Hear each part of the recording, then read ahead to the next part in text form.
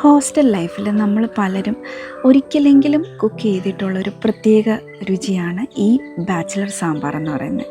അധികം പച്ചക്കറികൾ അരിയാനുള്ള ടൈം ഇല്ലാത്ത ഡേയ്സിലും ലേസി ആയിട്ടുള്ള ടൈമിലും എന്നെ രക്ഷിച്ച ഒരൊറ്റ കറിയാണിത്. ഇതിന് വലിയ പ്രിപ്പറേഷനൊന്നും വേണ്ട. 2 തക്കാളി, ഒരു വലിയ സവാള, 2 പച്ചമുളക്, കുറച്ച് പരിപ്പ്, ഇത്രയേ ഉള്ളൂ ഈ സിമ്പിൾ സാമ്പാറിന് വേണ്ട സാധനങ്ങൾ. സവാള ഇതുപോലെ കട്ട് ചെയ്യുക, എന്നിട്ട് അതിൻ്റെ ലെയർ ഓരോന്ന് മാറ്റി വെക്കുക. തക്കാളി അതുപോലെ ക്യൂബ്സായിട്ട് കട്ട് ചെയ്യുക, പച്ചമുളകും. അതിനുശേഷം കുക്കറിലോട്ട് സോക്ക് ചെയ്ത് വെച്ച പരിപ്പ് കഴുകിയിടാം. പരിപ്പ് വേവാൻ ആവശ്യമായ വെള്ളം ഒഴിച്ചു കൊടുക്കാം. അല്പം മഞ്ഞൾപ്പൊടി, അല്പം ഉപ്പ്, വേണമെങ്കിൽ ഈ കൂട്ടത്തിൽ തന്നെ ഇച്ചിരി കായപ്പൊടിയുടെ ഇടാം, ഇല്ലെങ്കിൽ ലാസ്റ്റ് മസാലയുടെ കൂടെ ഇട്ടാൽ മതി. ഫുൾ ഫ്ലെയിമിൽ ഒരു വിസിലും മീഡിയം ടു ലോ ഫ്ലെയിമിൽ ഒരു 2 വിസിലൂടെ അടുപ്പിച്ച് കഴിയുമ്പോഴത്തേന് പരിപ്പ് വെന്തോളും.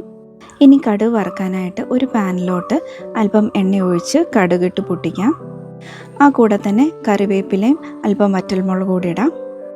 അത് ജസ്റ്റ് ഒന്ന് മൂപ്പിച്ചതിന് ശേഷം അരിഞ്ഞു വെച്ച സവാള, തക്കാളി, പച്ചമുളക് ഇതെല്ലാം നമുക്ക് ഇട്ട് കൊടുക്കാം.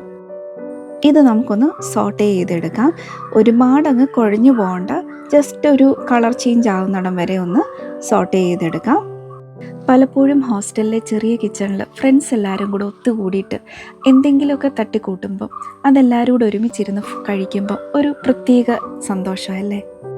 ഇതുപോലൊരു കളർ ചേഞ്ച് ആയതിന് ശേഷം നമുക്ക് മസാലകളൊക്കെ ഇട്ട് കൊടുക്കാം.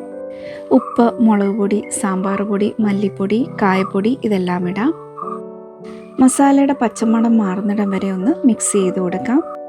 പുളിവെള്ളം കൂടെ ഒഴിച്ചിട്ട് നന്നായിട്ടൊന്ന് മിക്സ് ചെയ്തെടുക്കാം. സിമ്പിൾ ഇൻഗ്രീഡിയൻസും കൊണ്ട് മനസ്സ് നിറയുന്ന ടേസ്റ്റ് ഉണ്ടാക്കാൻ പറ്റുമെന്ന് നമ്മളെ പഠിപ്പിച്ച ഹോസ്റ്റൽ ലൈഫ് എക്സ്പീരിയൻസ് ചെയ്തവർക്ക് ആർക്കും മറക്കാൻ പറ്റത്തില്ല. ഇനി നമുക്ക് കുക്ക് ചെയ്ത് വെച്ച പരിപ്പൂട് ഇതിലോട്ട് ഒഴിച്ചു കൊടുക്കാം. എന്നിട്ട് ആവശ്യമായ വെള്ളം കൂടെ നമുക്ക് ഒഴിച്ചു കൊടുക്കാം.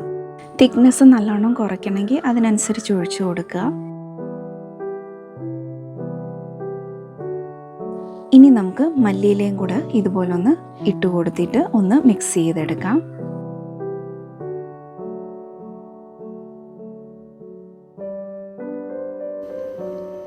ഇതെല്ലാവർക്കും അറിയാമെന്നറിയാം, എൻ്റെ വേർഷൻ ജസ്റ്റ് ഒന്ന് കാണിച്ചു എന്നുള്ളതേ ഉള്ളൂ.